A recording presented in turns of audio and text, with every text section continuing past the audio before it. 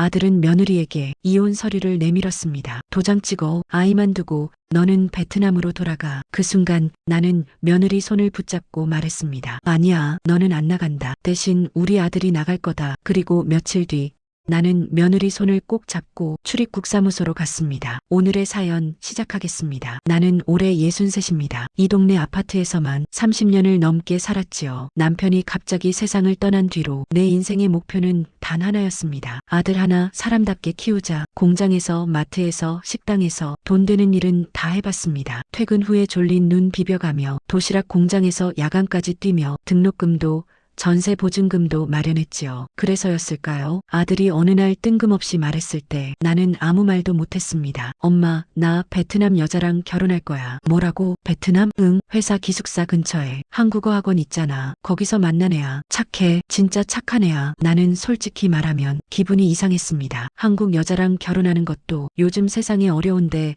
외국인이라고? 주위 사람들의 말이 머리를 스쳤습니다. 요즘 베트남 여자들 돈 보고 오는 거야. 비자 때문에 결혼하는 거지 뭐. 나중에 다 도망가. 누가 입 밖으로 꺼내기도 전에 나는 먼저 걱정을 했던 것 같습니다. 한국말은 할 줄 아냐? 우리랑은 어떻게 소통을 하냐? 조금 해. 그래도 열심히 배우고 있어. 엄마, 한 번만 만나줘. 사실 오늘밖에 와 있어. 그 말을 듣는 순간 내 가슴이 철렁 내려앉았습니다. 현관문이 열리고 작은 체구에 까무잡잡한 피부, 동그란 눈을 가진 여자가 조심스레 고개를 숙였습니다. 안녕하십니까? 어머니, 많이 부족하지만 열심히 하겠습니다. 어색한 한국말, 하지만 눈빛만큼은 정말 간절해 보였습니다. 나는 애써 미소를 지었습니다. 그래, 앉으라. 밥은 먹었냐? 대답 대신 그 아이 눈가가 살짝 젖었습니다. 그게 내 며느리와의 첫 만남이었습니다. 결혼을 준비하는 동안 나는 한 번도 옆집에 자랑하지 않았습니다. 며느리 들어온다며? 어디 사람이라니? 그럴 때마다 나는 대충 얼버무렸습니다. 그냥 요즘 애들이 그렇지 뭐. 외국에서 공부 많이 했대. 내 입으로 베트남 며느리라는 말을 선뜻하지 못했습니다. 결혼식 날 우리 식구 쪽 하객 몇 명은 대놓고 수군거렸습니다. 에이, 국제결혼이야? 그래도 베트남은 좀. 그 얘기를 들으며도 나는 웃는 얼굴을 억지로 붙여놔야 했습니다. 식이 끝난 뒤 며느리가 대기실에서 나를 붙잡고 서툰 한국말로 말했습니다. 어머니, 저 부족해서 죄송합니다. 하지만 어머니 잘 모실게요. 나는 그때 대답을 제대로 해주지 못했습니다. 응, 그래, 알았다. 그 말이 전부였습니다. 결혼 후 둘은 우리 아파트 근처에 전세방을 얻고 살았습니다. 아들은 점점 바빠졌습니다. 야근이다, 회식이다, 주말이다 하면 피곤하다고 누웠습니다. 그 빈자리를 채운 건 오히려 베트남 며느리 란씨였습니다. 아침이면 우리 집에 와서 김치찌개 끓이는 법을 물었고, 어머니, 이거 이렇게? 고춧가루 이만큼? 차곡차곡 노트에 한글도 베트남어도 섞었으며 적어나갔습니다. 시장에 같이 나가서 야채 고르는 법도 배우고, 라면을 어떤 손님은 싫어하니 국물을 조금 싱겁게 해야 한다는 별것 아닌 이야기까지 하나하나 묻고 기억하려 했습니다. 나는 겉으로는 퉁명스러웠습니다. 에이, 대충 해도 돼. 누가 그렇게까지 보냐. 하지만 속으로는 그래도 성의는 있네 하는 생각이 들었습니다. 문제는 아들이었습니다. 처음 12년은 그럭저럭 버티더니 어느 날부터 눈빛이 바뀌기 시작했습니다. 한국말이 안 통해서 답답해 죽겠어. 애랑 뭐 할 말도 없어. 맨날 미안합니다만 해. 라니는 정말 하루 종일 죄송합니다. 어머니, 죄송합니다. 오빠, 그 말만 달고 살았습니다. 실수하면 죄송하다. 우는 아이를 달래다 늦으면 죄송하다. 반찬이 짜도 죄송하다. 언젠가 나는 그 말이 듣기 싫어지기도 했습니다. 저 애는 왜 맨날 자기가 미안하다고만 하지. 그러면서도 내 입에서는 따뜻한 말이 잘 나오지 않았습니다. 야, 미안하다, 미안하다 하지 말고 잘 좀 해. 알았어? 손주가 태어나고 새 식구는 큰 변화 없는 나날을 보내는 것처럼 보였습니다. 하지만 갈등은 조용히 조금씩 틈 사이로 스며들고 있었습니다. 어느 날 학교에서 연락이 왔습니다. 할머님, 오늘 손주가 학교에서 조금 울었어요. 혹시 집에서 무슨 교실로 찾아갔을 때 손주는 눈이 빨갛게 부어 있었습니다. 왜 울었어? 누가 뭐라고 했어? 잠시 망설이던 손주는 작게 속삭였습니다. 애들이 엄마 한국 사람 아니라고, 우리 집 이상하다고. 그 말을 듣는 순간 내 머릿속이 하얘졌습니다. 담임 선생님이 조심스럽게 말했습니다. 아이 어머님이 학교 행사나 상담 때 한국어 소통이 조금 어려우셔서 아이도 조금 신경을 쓰는 것 같아요. 그 말을 들은 아들은 분노만 키웠습니다. 봐, 엄마, 내가 뭘 했어. 국제 결혼하면 애가 제일 고생한다니까. 집에 돌아간 아들은 화가 나서 그날 저녁 내내 라니를 몰아붙였습니다. 너 때문에 애가 학교에서 무시당하잖아. 라니는 고개를 푹 숙이고 있었습니다. 죄송합니다. 오빠, 제가 더 한국말 공부, 공부, 언제까지 그 소리만 할 건데. 나는 그 모습을 보며 가슴이 서늘해졌습니다. 이게 내가 바라던 가정 모습이었나? 시간이 흐를수록 아들은 집보다 바깥에 더 오래 있었습니다. 야근이 늘었고 회식이 잦아졌고 주말이면 게임방이나 친구들 모임에 나가 있었습니다. 라니는 아이를 업고 장바구니를 들고 종종 우리 집 현관문을 두드렸습니다. 어머니, 오늘 같이 밥 먹으면 안 될까요? 처음에는 함께 밥을 먹으며 이야기를 조금 나누기도 했습니다. 베트남은 날씨가 더워요. 그래서 김치 없어요. 근데 저는 김치 좋아요. 어눌한 말이었지만 눈빛이 반짝거렸습니다. 어느 순간부터 나는 라니를 볼 때마다 이상한 기분이 들었습니다. 저 애는 왜 이렇게 애를 쓰는데 우리 아들은 왜 저 모양일까? 사건은 생각보다 빨리 터졌습니다. 어느 저녁 위층에서 쿵 하는 소리가 들렸습니다. 그 뒤로 고함 소리가 들려왔습니다. 너는 맨날 똑같아. 맨날 미안하다만 하고 바뀌는 게 하나도 없어. 나는 심장이 쿵 내려앉는 걸 느끼며 급하게 위층으로 올라갔습니다. 문을 열자 라니는 눈물을 줄줄 흘리고 있었고 아들은 붉어진 얼굴로 서 있었습니다. 라니가 나를 보며 당황한 듯 말했다. 어머니, 죄송합니다. 제가 밥을 늦게. 아들은 나를 보며 숨을 거칠게 몰아쉬더니 소파에 털썩 주저앉았습니다. 나는 아들에게 소리쳤습니다. 너 뭐하는 짓이야? 애 앞에서 이게 뭐니? 아들은 손으로 머리를 감싸쥐고 작게 중얼거렸습니다. 그냥 이제 진짜 모르겠어. 엄마, 내가 뭘 어떻게 해야 되는지. 그날 밤 라니는 아이를 재워놓고 내게 속삭였습니다. 어머니, 제가 잘못했어요. 오빠 화나게 해서. 나는 무슨 말을 해야 할지 몰라 그냥 물만 내왔습니다. 라니가 부엌에서 설거지를 마치고 방으로 들어간 뒤 나는 우연히 거실 탁자 위에 놓인 얇은 공책 하나를 보게 됐습니다. 베트남어로 빼곡히 써내려간 글자들. 나는 못 알아보는 글씨들이었습니다. 궁금한 마음에 폰을 꺼내 사진을 찍고 번역 앱을 켰습니다. 한 줄 한 줄 천천히 읽어 내려가던 나는 손이 떨리기 시작했습니다. 오늘 시어머니 앞에서 또 실수했다. 내가 부족해서, 내가 똑똑하지 못해서. 남편이 점점 지쳐가는 것 같다. 아이에게는 한국이 고향인데 나는 한국말이 서툴러서 학교에서 전화 올 때마다 겁이 난다. 시어머니도 남편도 나 때문에 힘들어지는 것 같아서 가끔은 내가 떠나는 게 맞나 생각이 든다. 그래도 아이가 엄마 없는 아이가 되는 건 싫다. 나는 어떻게 해야 할까? 한 장 한 장 넘길수록 내 눈앞이 흐려졌습니다. 아, 이 애도 이렇게 힘들었구나. 나는 그날 밤을 거의 새웠습니다. 내가 지금까지 무슨 생각을 하고 살았던 거지? 베트남 며느리라고, 외국인이라고 괜히 더 의심만 했던 건 아니었나? 며칠 뒤 아들은 결국 이혼 서류를 들고 나타났습니다. 주말 오후 우리 집 거실에 세 사람이 마주 앉았습니다. 라니는 두 손을 무릎 위에 가지런히 올리고 고개를 푹 숙이고 있었습니다. 아들은 하얀 종이 몇 장을 꺼냈습니다. 엄마, 이게 이혼 합의서야. 나는 가슴이 철렁 내려앉았습니다. 저기, 오빠. 라니가 떨리는 목소리로 말했습니다. 오빠 정말 이혼해야 해요? 저 노력도. 란, 그만해. 아들이 말을 잘랐습니다. 그만 울고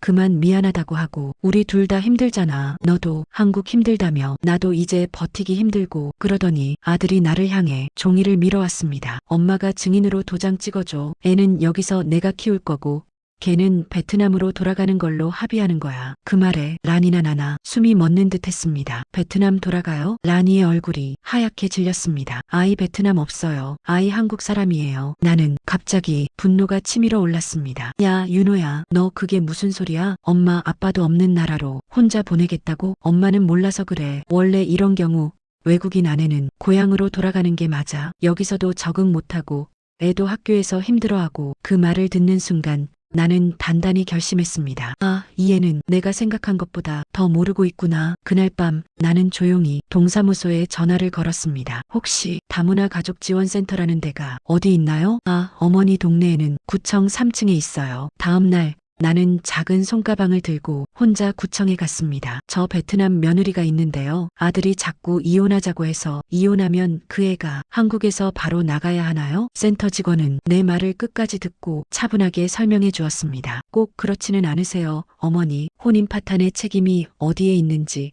아이가 있는지에 따라 체류 자격이 계속 인정될 수도 있고요. 그곳에서 통역을 도와주는 베트남 상담사도 잠시 와서 상황을 들어보았습니다. 남편분이 많이 화내고 소리 지르시고 경제적 책임도 잘 안 지시고 이런 부분이 있다면 오히려 며느리분이 혼인관계 유지에 책임이 있다고 보기 어렵습니다. 나는 충격을 받았습니다. 그럼 우리 아들이 잘못한 거면 그 애가 베트남으로 꼭 돌아갈 필요는 없다는 거예요? 상담사는 고개를 끄덕였습니다. 네, 어머니. 아이와 함께 한국에 계속 살 수 있는 방법을 우리가 같이 찾아볼 수 있어요. 출입국 사무소에 가면 상담실도 따로 있고요. 할머님이 같이 가주시면 더 좋아요. 집으로 돌아오는 길, 내 발걸음은 묘하게 가벼우면서도 무거웠습니다. 그래, 이제는 내가 어느 편에 서야 할지 알 것 같다. 그 주 토요일, 나는 라니를 부엌으로 불렀습니다. 란, 내일 나랑 구청 좀 가자. 라니는 당황한 얼굴로 물었습니다. 왜요, 어머니? 제가 또 뭐 잘못? 아니, 잘못해서 가는 데가 아니고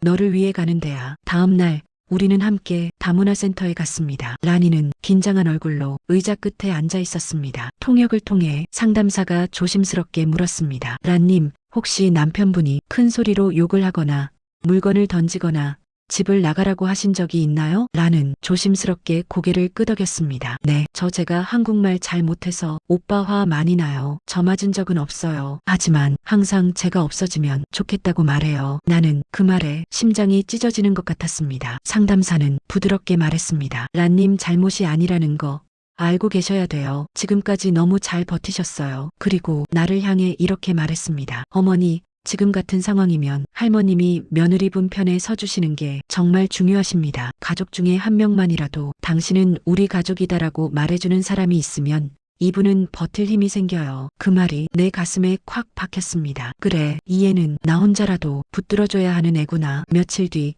아들은 또 서류를 들고 왔습니다. 엄마, 더는 못 버티겠어. 오늘은 끝내자. 라는 거실 한쪽에서 손을 모으고 앉아 있었습니다. 나는 테이블 위에 놓인 서류를 바라보다가 천천히 말했습니다. 윤호야, 나도 이제 말을 해야겠다. 엄마, 지금 말할 게 뭐 있어. 이혼만 하면 되는 걸. 나는 변호사도 만나보고 다문화센터도 가보고 출입국이랑 상담도 해봤다. 아들은 놀란 눈으로 나를 보았습니다. 엄마가 왜 그런 데를 가? 알고 싶었다. 정말 이 애가 이 집에서 나가야 하는 사람인지 아닌지. 나는 서랍에서 준비해둔 다른 서류 봉투를 꺼냈습니다. 이게 뭔지 아니? 아들은 투명 파일 속의 종이를 보며 얼굴이 굳어졌습니다. 월세 계약서, 보증금 이체네요. 내가 내 명의로 돼 있던 적금 일부를 해지해서 란이랑 손주 이름으로 방 하나 계약했다. 뭐라고? 이 집이 내 명의로 돼 있어서 혹시나 내가 라니와 아이를 내보내면 어디 갈 데가 없을까봐 내가 먼저 움직였다. 아들의 얼굴이 붉게 달아올랐습니다. 엄마, 그 돈은 내 전세금이었잖아. 내 미래였잖아. 나는 차분하게 말했습니다. 내 미래만 미래냐? 저 애는, 저 손주는 미래가 없냐? 그리고 알아둬라. 출입국에서 직접 들었다. 내가 이혼을 요구하고 집에서 내쫓으려고 해도 라는 아이랑 함께 한국에 남을 수 있다고. 난 그걸 위해서 증언도 할 거다. 내가 벌떡 일어나서 소리 지르던 날, 그날 있었던 일을 나는 다 봤으니까. 아들은 입술을 깨물었습니다. 엄마, 왜 내가 낳은 애를 저 여자 편에 붙여놔? 나는 단호하게 말했습니다. 나는 내가 낳은 애만 보는 게 아니라 지금 내 눈앞에서 버티고 있는 엄마를 본다. 그 애가 한국말 서툰 거 나도 안다. 나도 속 터질 때 있었다. 하지만 나는 그의 일기를 봤다. 번역기를 돌려가며 그 애가 얼마나 자기 탓만 하고 살았는지 봤다. 나는 평생 한국 며느리만 며느리인 줄 알았는데 이제는 알겠다. 사랑받고 싶은 사람, 살아남고 싶은 사람은 다 똑같이 사람이라는 걸. 아들은 아무 말도 하지 못했습니다. 나는 마지막으로 말을 이었습니다. 이 집에서 나가야 할 사람은 베트남 며느리가 아니라 아빠 노릇 못한 너다. 그러니까 서류는 내가 알아서 하고 란에게는 없었던 일로 해라. 아들은 한참을 서 있다가 결국 서류를 쥔 채 문을 세게 닫고 나갔습니다. 문이 닫히는 소리를 들으며 란은 입술을 떨고 있었습니다. 어머니, 저 나가야 되는 거 아니에요? 오빠 화 많이 나요. 나는 그의 손을 잡았습니다. 란, 내 말 잘 들어. 너는 여기서 안 나간다. 이 집에서, 이 동네에서 아이랑 같이 살아라. 란의 눈에서 눈물이 왈칵 쏟아졌습니다. 하지만 어머니, 저 한국 사람 아니에요. 나는 며칠 동안 연습했던 문장을 입 밖으로 꺼냈습니다. 난생 처음 성조도 모르고 끊어읽는 어설픈 베트남어였지만 나는 온 마음을 담았습니다. 란, 꽃 라자딘, 우리 가족. 란은 내 말을 알아듣고 손으로 입을 막았습니다. 어머니, 저 가족 맞아요? 그래, 너는 우리 가족이다. 나는 이제 베트남 며느리라는 말 안 쓴다. 너는 그냥 내 며느리야. 그 말에 란은 내 무릎에 얼굴을 묻고 한참을 울었습니다. 그 후로 우리 집엔 조금씩 변화를 주었습니다. 주말마다 동네 다문화센터에서 운영하는 한국어 교실에 란과 함께 갔습니다. 책상 앞에 앉아서 란이 천천히 읽었습니다. 괜찮아요. 다시 해볼게요. 선생님이 웃으며 말했습니다. 이제 죄송합니다 대신 이 말부터 먼저 하세요. 집에 돌아와서도 우리는 둘이 앉아 한국 드라마를 보며 자막을 따라 읽었습니다. 어머니, 이 말 무슨 뜻이에요? 버티려? 버티다는 말은 힘들어도 끝까지 손 안 놓는 거야. 란이 그 말을 몇 번이고 따라 해봤습니다. 버티다, 버텨요. 버틸게요. 나는 생각했습니다. 그래, 우리 다 같이 버티자. 나도, 이해도, 손주도 몇 년이 지났습니다. 아들은 다른 도시로 이사가서 가끔씩 아이에게만 전화를 걸어옵니다. 그 문제는 그 나름의 세상 속에서 풀려야 할 일이라고 나는 생각합니다. 지금 내 곁에는 란과 손주가 있습니다. 란은 한국어가 훨씬 늘었습니다. 어머니, 이제 제가 동사무소에 혼자 갔다 올 수 있어요. 선생님이 통역 도와달라고 했어요. 다문화센터에서 처음 상담받던 그 애가 이제는 후배 외국인 아내들에게 통역을 도와주는 사람이 되었습니다. 베트남 언니, 나 남편하고 싸웠어요. 울먹이는 여자를 란이 달래는 모습을 보며 나는 생각했습니다. 이제 이 애는 누군가의 며느리를 넘어서 누군가의 언니가 됐구나. 손주는 학교 발표회에서 이렇게 말했습니다. 저는 한국어도 할 줄 알고 엄마 나라 말도 할 줄 압니다. 우리 할머니는 지금 베트남어도 배우고 계십니다. 나는 발표회 뒤쪽에서 작은 목소리로 연습했던 인사를 작게 따라했습니다. 신짜오. 아이 친구들이 재밌다는 듯 웃었고 선생님이 박수를 쳐줬습니다. 집으로 돌아오는 길, 손주가 내 손을 잡고 말했습니다. 할머니, 우리 집은 특별한 집인 것 같아요. 왜? 한국말도 있고 베트남 말도 있고 밥도 두 나라 거 다 먹고 좋잖아요. 나는 가슴이 뭉클해졌습니다. 그래, 우리 집은 특별한 집이다. 조금 돌아왔지만 이제야 제대로 된 가족이 된 집이야. 밤이면 나는 베란다 작은 의자에 앉아 하늘을 올려다봅니다. 처음에 왜 그렇게 두려워했을까? 베트남 며느리라고, 외국인이라고 다르다고만 생각했던 내 눈이 부끄럽다. 이제 나는 이렇게 생각합니다. 한국인 며느리가 아니어도 괜찮습니다. 내 피 안 섞인 사람이어도 괜찮습니다. 내 마지막을 함께 지켜보고 내 손주를 함께 키워줄 마음이 있다면 그게 바로 내 가족입니다. 아들은 이혼 서류를 들고 와 베트남으로 돌아가라고 했고 나는 그 며느리 손을 잡고 출입국사무소와 구청을 함께 걸었습니다. 그 길 위에서 나는 비로소 알았습니다. 가족은 피로만 묶이는 게 아니구나. 같이 버티기로 한 사람이 가족이구나. 혹시 지금 이 영상을 듣고 계신 분들 중에도 외국인 며느리, 사위, 손주 때문에 마음이 복잡한 분들이 계실지 모릅니다. 내가 이 문화를 다 이해할 수 있을까? 나이 들어 저런 걸 언제 배우나 두려움이 크실 겁니다. 하지만 제가 살아보니 한 가지만 먼저 내 쪽에서 건네면 되더군요. 너는 우리 가족이다. 그 한마디를 진심으로 건넬 수 있다면 언어도 국적도 생김새도 조금씩은 별로 중요하지 않게 됩니다. 오늘 사연을 끝까지 들어주셔서 진심으로 감사합니다. 당신의 집에도 각자의 방식으로 버티고 있는 가족이 있다면 오늘 그 사람에게 한 번쯤 이렇게 말해보면 어떨까요? 너는 우리 가족이다. 이야기 마치겠습니다.